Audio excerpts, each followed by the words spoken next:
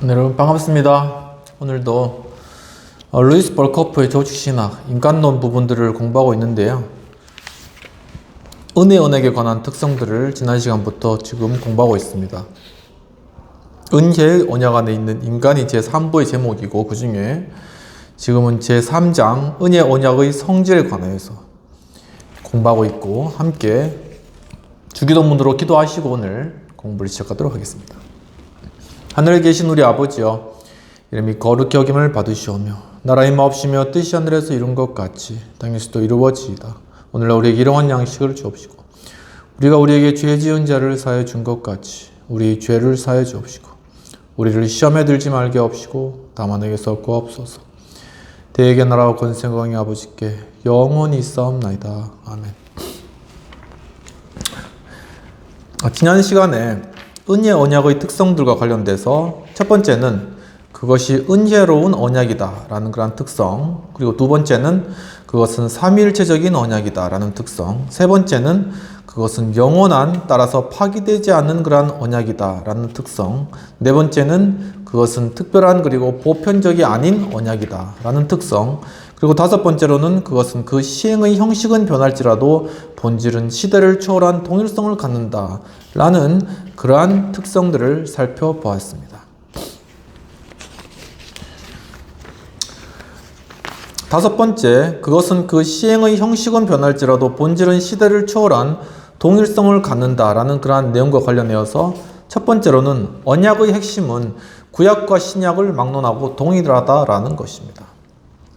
두 번째는 성경은 인간을 구원하는 복음은 오직 하나라고 가르친다라는 부분들입니다. 복음은 은혜 언약의 계시 이외의 다른 것이 아니기 때문에 언약은 오직 하나뿐이라는 것이죠. 이 복음은 모 약속 안에 이미 나타나 있으며, 또한 아브라함에게 선포되었을 뿐만 아니라 어떤 유대주의적 복음으로도 대치될 수는 없는 것이다 라는 것입니다. 그리고 세 번째로 넘어가서 마침내 바울은 유대주의자들에게 반대하면서 아브라함이 구원을 얻은 방법은 유대인이든 헬라인이든 신약의 신자들이 구원을 얻은 방법과 같다라고 그렇게 우리에게 이야기하고 있는 것이죠. 로마서에서 또 갈라디아서에서 이야기를 하고 있는 것입니다. 그는 아브라함을 신자들의 아버지라고 말하면서 동시에 아브라함과 맺은 언약이 여전히 유효하다라고 이야기를 하고 있는 것입니다. 로마서 4장과 또한 갈라디아서 3장의 논증에 따르면 율법이 언약을 폐기하거나 변경시킬 수 없다라고 이야기를 하고 있는 것이죠. 언약은 율법과 상관없이 계속적으로 존재해 왔다라는 것입니다. 언약의 중재자는 어제나 오늘이나 영원토록 동일하다라는 거죠. 이 언약 외에 다른 곳에서는 구원이 있을 수 없다라는 것입니다. 다른 이로서는 구원을 얻을 수 없나니 천하 인간에게 구원을 얻을 만한 다른 이름 우리에게 주신 일이 없다. 즉 예수 그리스도를 통해서만 구원받게 된다. 그분을 믿음으로만 구원받게 된다라는 것입니다. 아브라함에게 약속된 씨는 그리스도이다. 그러니까 아브라함에게도 너에게 씨를 약속해 주셨고 그것이 그리스도이다라는 것이죠. 그리스도와 동일시되는 자들이 언약의 상속자들이다 라고 이야기하고 있습니다.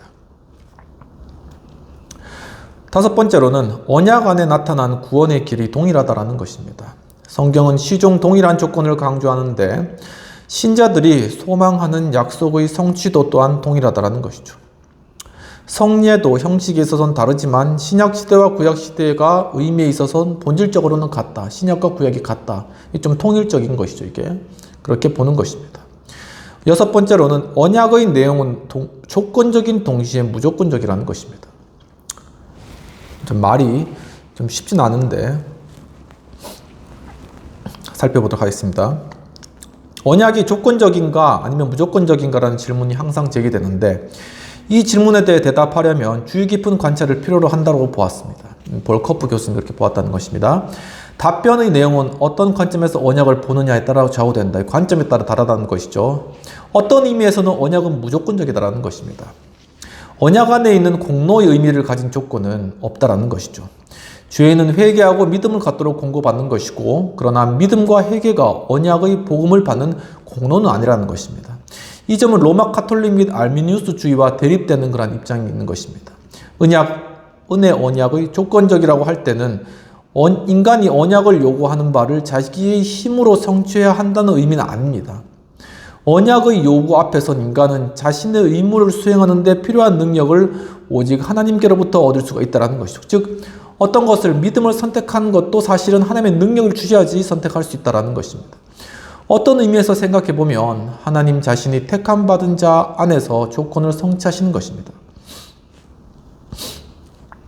하나님 스스로가 조건을 제시하시고 그것을 스스로가 성취하시는 온전히 은혜의 언약인 것이죠. 그래서 언약 안에 있는 조건은 영생을 누리도록 선택된 자들에게 일종의 약속이며 하나님의 선물입니다.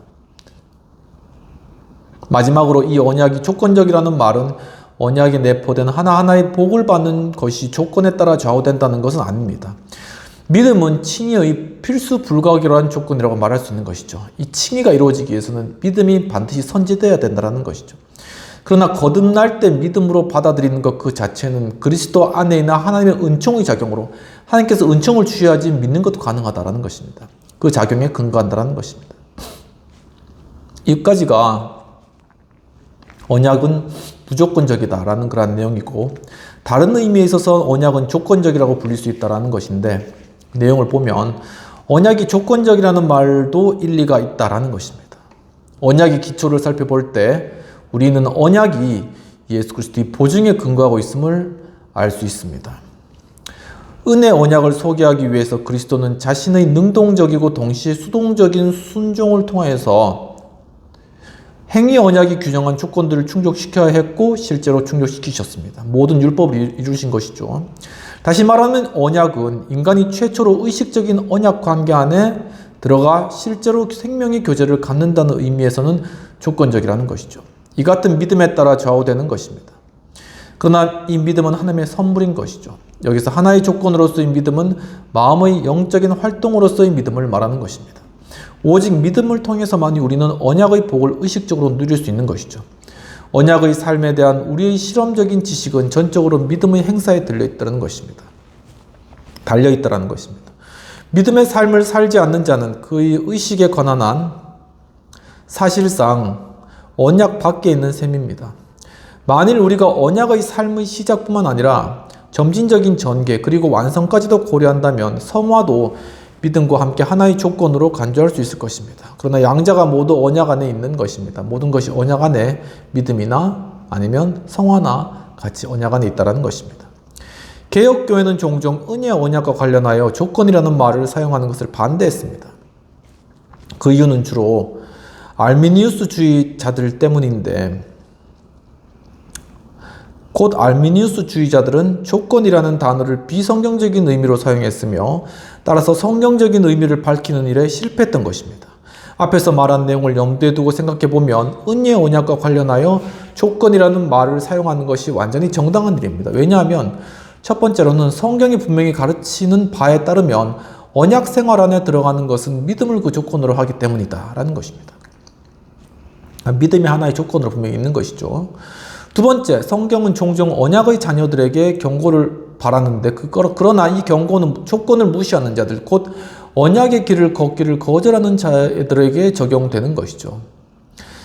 세 번째는 아무런 조건도 없다면 오직 하나님이 언약에 매이게 되며 인간을 매는 언약의 조항은 없어지고 만다라는 것입니다. 하나님께서 언약에 매이심과 동일하게 인간도 언약에 매인다라는 것이죠. 그 결과 은혜 언약은 언약으로서의 특성을 상실하고 만다라는 것이죠. 그러니까 인간에게 대한 언약의 조건이 없다면 그렇게 된다는 것입니다. 왜냐하면 모든 언약은 두 당사자로 구성되었기 때문입니다. 언약의 두 당사자가 있어야지, 두 당사자 이상이 있어야지 언약이 성취되는 것이죠. 일곱 번째로는 언약은 어떤 의미에서는 유언이라고도 부를 수 있다고 합니다. 유언은 하나의 절대적인 선언이요 어떤 조건도 붙지 않는 것이라면 유언이라는 단어를 언약에 적용하는 것이 과연 옳은가 라는 문제가 제기됩니다. 디아데케를 유언으로 번역하는 것은 정당화될 수 있는 것처럼 보이는 본문은 오직 한 곳, 즉 히브리서 9장 16, 17절인데 이곳에서는 그리스도가 유언자로 등장합니다. 그리스도께서는 죽음으로써 유언으로 간주된 은혜 언약의 효력을 발휘하게 되는 것입니다.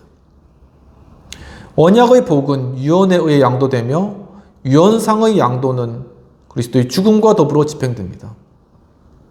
이 부분은 언약이 명시적으로 유언으로 표현된 유일한 구절이 되는 것입니다.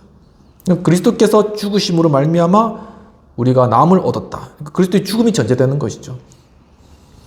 그러나 신자들이 유언의 방식으로 언약이 지닌 영적인 복을 받는다는 사상은 히브리서 9장 16, 17절과는 약간 다르긴 하지만 몇몇 구절에 시사되어 있습니다.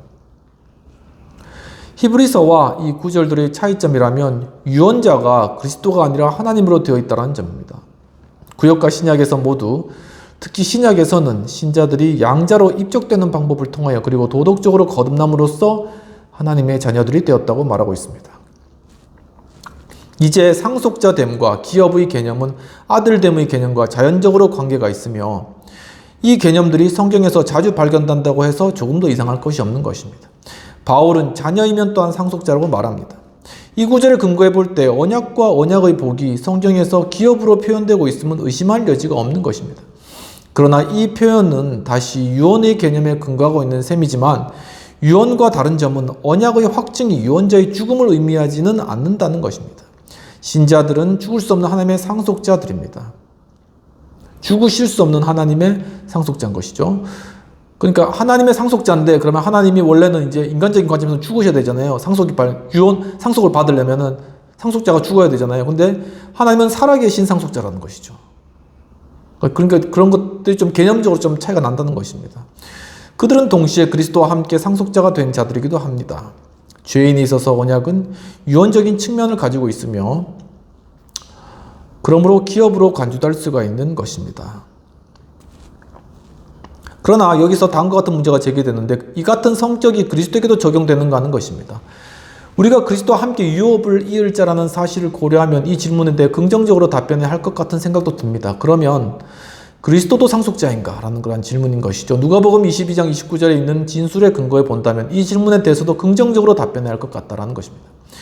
여기서 말하는 기업은 그리스도의 중보자로서의 영광입니다. 이 영광을 그는 아버지로부터 기업으로 받았으며 또한 이 영광을 자기에게 속한 모든 자에게 전하시는 것이죠.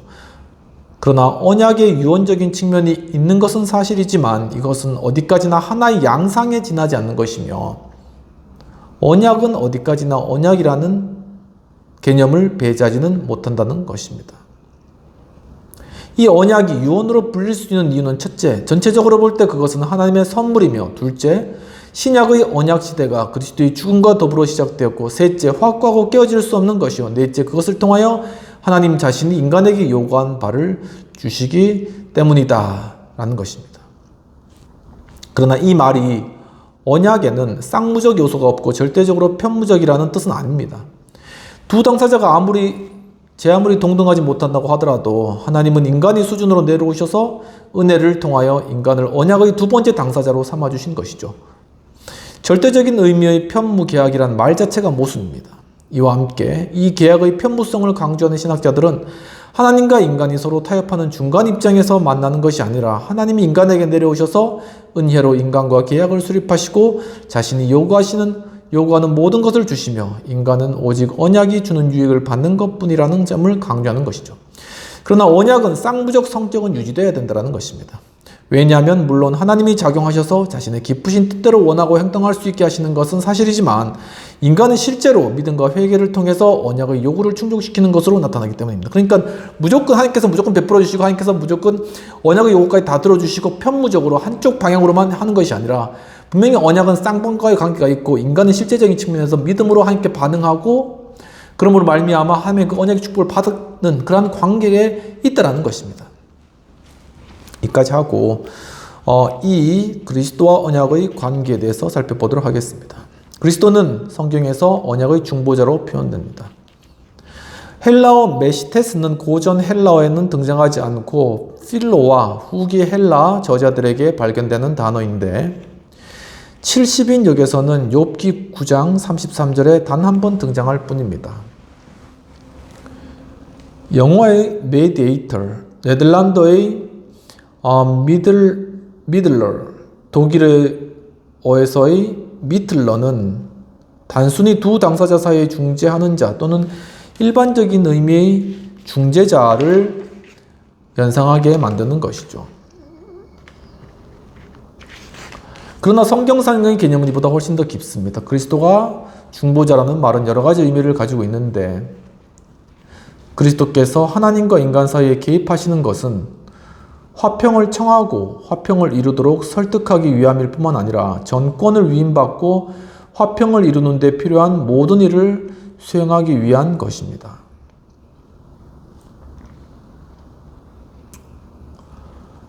신약 성경에서 메시테스가 사용되는 것은 그리스도의 이중적인 중보자직, 곧 보증에 들어가게 하는 프로사고게, 로마서 5장 2절, 직책에 대해 말하는 것을 정당해 주는, 자신이 보증을 쓰시면서 자신이 있던 하나님과의 중보자가 되는 것이죠. 언약의 중보자가 되는 것이고, 신약 성경에서는 이 단어가 앵구오스와 동등하게 사용되는데, 그러므로 이 단어는 자기 몸의 죄인의 죄책을 짊어짐으로써 죄인과 율법의 형벌적 관계를 종결짓고 죄인들을 하나님과의 바른 법적인 관계로 들어가도록 하신 그리스도를 가르치는 것입니다. 앵구오스라는 그런 단어가, 이것이 히브리어 8장 6절, 9장 15절, 12장 24절에 등장하는 이 단어의 의미인데, 히브리서 7장 22절에서는 앵기오스라는 용어가 그리스도에게 적용되게 되는 것이죠.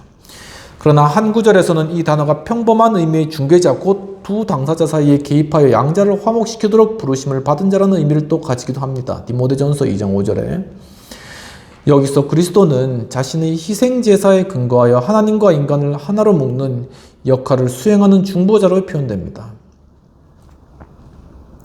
메시테스라는 단어에 암시된 그리스도의 사역은 이중적입니다. 그는 객관적인 법적 영역에서 그리고 주관적인 도덕적 영역에서 하나님에게 속한 일과 인간에게 속한 일을 수행합니다.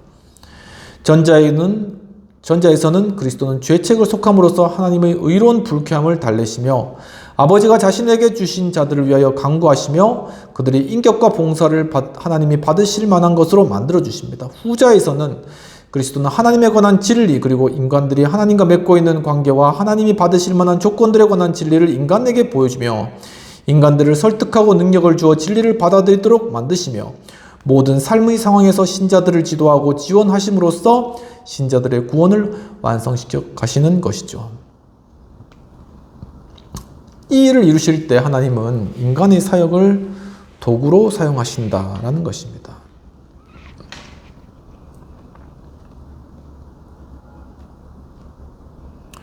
그럼 이까지를 은혜 언약에 관한 그러한 내용들을 살펴보고 제4장 언약의 이중적인 국면에 관한 그러한 내용들을 살펴보도록 하겠습니다. 은혜 언약에서의 계약 당사자들에 관해 말하면 언약을 두 각도에서 고찰을 할 수 있다는 사실이 암시된 적이 있습니다. 언약에는 두 가지 국면이 있습니다. 여기서 다음과 같은 질문이 제기되는데 이 두 국면은 어떤 관계로 맺고 있는가? 이 질문에 대해서 여러 가지 각도에서 답변이 가능하다는 것이죠. A. 외면적인 언약과 내면적인 언약이 있겠습니다. 항상 외면적, 내면적, 아무튼 양쪽 쌍방의 그러한 측면들을 다 살펴보자. 입체적으로 그런 의미가 있겠습니다. 어떤 학자들은 외면적 언약과 내면적 언약을 구분합니다. 외면적 언약에서는 인간의 신분이 전적으로 일정한 외적인 종교적인 의무를 수행하는가 여부에 따라 결정됩니다. 만일 인간이 다소 로마 카톨릭적인 의미에서 하나님이 요구하시는 바를 행하면 그는 완전히 정당한 신분을 얻게 되는 것입니다. 이스라엘에게 있어서 이 언약은 국가적 형태를 취했습니다. 외면적 언약을 가장 철저하게 수립한 사람은 토머스 블레이크였는데 외면적 언약과 내면적 언약이 항상 동일하게 구분되었던 것은 아닙니다. 어떤 학자들은 세례를 외면적 언약에, 그리고 신앙고백과 성찬은 내면적 언약에 관련시킨 반면 다른 이들은 세례와 신앙고백은 외면적 언약에 속하는 것이고 그리고 성찬은 내면적 언약의 성리에 속한 것으로 생각했습니다. 그러니까 각각 생각하는 게 다 다른 것이죠. 외면적 언약이 뭐냐, 내면적 언약이 뭐냐는 것입니다. 그러나 이 문제는 이러한 표현이 성경의 지지를 받을 수 없는 이원론적인 언약 개념이라는 것이죠. 이러한 표현에서는 외면적 언약에 내면적 언약이 침투에 들어갈 수가 없습니다. 사실은 서로 상호 침투하는 것인데도 불구하고요. 그러나 성경은 그런 의미에서 언약에 대해서 말하진 않습니다. 물론 언약에서는 외면적 특권과 복이 있고 이 복만을 누리는 자들이 있는 것은 사실이지만 그러나 이러한 사례들은 이례적인 것으로도 체계화될 수 없는 것입니다. 외면적 언약과 내면적 언약은 사실상 구분될 수가 없는 것이다 라고 보고 있습니다. 이상에서 말한 내용을 이와 관련된 또 하나의 견해, 즉 곧 은혜 언약 외에는 외적인 국면과 내적인 국면이 있다는 견해, 마스트리 히트 등과 혼동해서는 안 된다는 것이죠.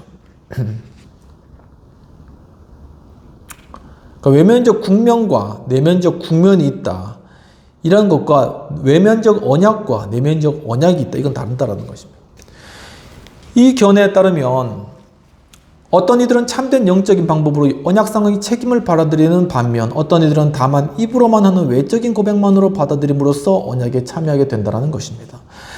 마스트리 히트는 가룟 유다와 마술사 시몬과 같은 사람들을 후자의 전형적인 본보기로 드는 것이죠. 이 견해에 따르면 선택받지 않고 거듭나지 않은 자는 단순히 언약에 부가적으로 첨가된 자들에 지나지 않으며 우리가 그들을 언약의 자녀로 간주하는 것은 우리가 인간을 보는 눈에 그만큼 결함이 있기 때문이다. 그러니까 어떤 사람이 믿음을 가졌다가 뭐 교회를 떠나거나 배반하거나 그랬다 했을 때 그 사람이 진정으로 어떤 언약에 참여한 것은 아니고 외면적으로 그냥 보일 때 그렇게 보여질 뿐이다 라고 그런 관점을 가지는 것을 이야기하는 것입니다. 그러나 그들은 하나님 앞에서 언약의 자녀들이 아닌 것입니다. 그들은 언약 안에 있는 자들이 아니며 따라서 언약 파기자도 될 수가 없습니다. 이 견해는 어떤 의미에서는 유형교회의 회원인 선택받지 못한 자들과 거듭나지 못한 자들이 하나님 앞에서도 언약의 자녀들인지 따라서 언약 파기자가 될 수 있는지에 대한 문제 해답을 제공하지 못합니다.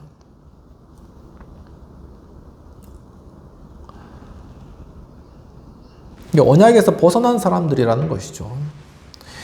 B. 언약의 본질과 시행이 되겠습니다. 다른 이들 예컨대 올레비아누스와 투레틴은 언약의 본질과 시행을 본질 그리고 시행 이렇게 구분했는데 투레틴에 의하면 언약의 본질은 내적 부르심과 이 부르심을 통해 형성된 무형교회에 해당되는 것이고 언약의 시행은 외적 부르심과 말씀을 통해 외적으로 부르심을 받은 유형교회에 해당된다. 이렇게 무형, 유형교회로 유형을 나눈 것이죠. 언약의 시행은 다만 말씀을 선포를 통한 구원의 시행 그리고 선택받지 못한 자들을 포함하여 교회 안에 참여하는 자들이 누리는 다른 특권들로 구성된다라는 것입니다. 그러나 언약의 본질은 언약이 규정하고 있는 모든 복을 영적으로 수납하고 그리스도와 더불어 연합하는 것을 의미하며 선택받은 자들에게만 적용된다는 것입니다. 이와 같은 구분은 어느 정도 타당성을 지니고 있는 것이 사실이지만 완전하게 논리적이고 명료한 것은 아니다 라고 그렇게 보았습니다. 본질과 형식은 대립 명제를 구성할 수 있지만 본질과 시행은 그렇지 않다라는 것이죠. 양자는 투레틴이 말한 바와 같이 무형교회와 유형교회를 지칭할 수 있으며 올레비아누스가 말한 바와 같이 언약의 궁극적 목적과 또는 실현 또는 언약의 선언을 지칭할 수가 있습니다. 그러나 전자의 의미로 본질과 시행을 구분한다면 차라리 본질과 계시의 구분을 말하는 것이 더 낫다 이렇게 이제 보는 것이죠. 한편 후자의 의미로 이해한다고 하더라도 언약 실현의 목적과 수단의 구분으로 이해하는 것이 더 낫다 이렇게 본 것입니다. 여기서도 역시 택함을 받지 않은 자는 하나님 앞에 하나님의 자녀인가 또는 하나님의 자녀라면 어느 정도까지 하나님의 자녀인가 라는 문제가 계속 해결되지 않은 채로 남는다라는 것입니다. C. 조건적 언약과 절대적인 언약이 되겠습니다. 퀼만과 같은 학자들은 조건적 언약과 절대적 언약을 그렇게 구분하는데 퀼만에 따르면 외면적 언약과 내면적 언약을 구분하는 것은 언약이 하나임을 전제한다라는 것입니다. 다만 외면적 혹은 내면적이라는 용어는 모든 사람들이 똑같은 방법으로 언약 안에 있는 것이 아님을 암시할 뿐입니다. 어떤 사람들은 다만 외면적 고백을 통하여 외면적 특권을 향유하며 다른 이들은 마음으로 그것을 받아들임으로써 구원의 복을 향유합니다. 이와 마찬가지로 어떤 사람이 외면적으로 그리고 조건적으로 언약 안에 있다는 말은 그들이 실질적으로 언약 안에 있지 않다는 말이 아닙니다. 그들이 언약의 조건을 충족시키지 못하면 약속된 언약의 복에 참여하지 못한다는 뜻인 것이죠. 이 같은 표현 일리가 없는 것은 아니지만 퀼만의 경우에 있어서처럼 외면적 언약과 내면적 언약을 관련시키다 보면 두 개의 언약을 받아들이는 오류에 처할 위험이 또한 존재한다는 것입니다. 이것은 퀼만이 신약시대의 하나님은 모든 나라들과 모든 왕국들을 언약 안에 포함시켰다고 주장할 때 위험성을 띠게 된다라고 이렇게 이야기를 하고 있습니다. D 부분 순수한 법적 관계와 생의 친교로서의 언약입니다. 카이퍼 바빙크, 호니와 같은 개혁신학자들은 언약의 두 측면을 이야기하는데 외적인 측면과 내적인 측면입니다. 보스 박사는 좀 더 구체적인 용어를 사용하여 순수한 법적 관계로서의 언약과 생의 친교로서의 언약을 구분하게 되는 것입니다. 언약의 법적이고 윤리적인 측면이 있는 것은 분명한 사실입니다. 언약은 두 당사자 사이에 맺어진 협약으로서 상호간에 지켜야 할 조건과 규약을 갖는 것이죠. 그러므로 언약은 일단 법적인 영역에 있는 것입니다. 이와 같은 의미의 언약은 목적 곧 언약이 지시하는 조건 또는 실질적인 이상을 실행하기 위해 아무 일도 하지 않을 때도 존재할 수가 있습니다. 이 협약 아래 사는 당사자들은 언약 안에 있는 것입니다. 왜냐하면 그들은 자신들이 동의한 상호 규약에 복종하고 있기 때문입니다. 법적인 영역에서든 모든 것이 순전히 객관적인 방법으로 통제됩니다. 법적인 영역에서는 그렇다는 것이죠. 이 영역에서 결정적인 요인은 단지 이미 확립된 관계일 뿐 당사자가 그 관계에 대한 취한 태도가 아닙니다. 이 관계는 당사자가 좋아하든 싫어하든 상관없이 언약 안에 존재합니다. 이 구분을 근거로 해서 다음과 같은 질문을 답해야 되는데 은혜의 언약 안에 있는 자는 누구인가? 법적인 관계 안에서 질문을 한다면 다음과 같은 질문이 될 것입니다. 언약 안에 살 의무를 가진 자는 누구이며 그들이 이 의무를 행하리라는 것을 누구로부터 기대할 수가 있는가? 신자들과 그들의 자녀들이 바로 이에 대한 답변이 됩니다. 그러나 언약을 친교로 보고 질문을 한다면 다음과 같은 질문이 될 수 있겠는데 이 법적인 관계는 누구 안에서 그리스도와의 살아있는 연합에 들어가는가? 그 답변은 신앙의 원리를 부여받은 자, 곧 선택받은 자가 된다라는 것입니다. 이 구분은 성경의 지지를 받는데 언약이 법적 영역 안에 있는 객관적인 협약이라는 사실을 지지하는 본문을 구태여 인용할 필요는 없습니다. 그 이유는 그 같은 협약은 두 당사자가 하나님의 현존 앞에 있다고 생각하고 그들이 상호관계에 영향을 미칠 어떤 일들을 완수하기로 동의하든지 아니면 어느 한편이 규정된 조건을 충족시키는 경우에 다른 편에게 일정한 보상을 해주기로 약속하는 경우에 이루어지기 때문이라는 것입니다. 은혜의 언약이 그와 같은 협정이라는 점은 성경이 충분한 뒷받침을 갖고 있는데 믿음을 조건으로 영적이고 영원한 복이 약속됩니다. 그러나 완전히 실현된 언약은 생의 친교 이상의 것이라는 점 또한 분명한 사실입니다. 이 사실이 상징적으로 표현된 것은 하나님이 아브라함과 언약을 수립하실 때 제사로 드린 쪼갠 동물들 사이로 지나가신 사건 안에 포함되어 있습니다. 다음과 같은 구절들도 이 사실을 지지한다. 그래서 여러 가지 시편 25편 14절 이하 다양한 구절을 제시하고 있습니다. 여기서 죄인이 법적인 관계로서의 언약의 띠 안에 있는 것과 언약의 교제 안에 사는 것은 어떤 관계가 있는 것인가? 라는 그러한 질문이 제기되는 것이죠.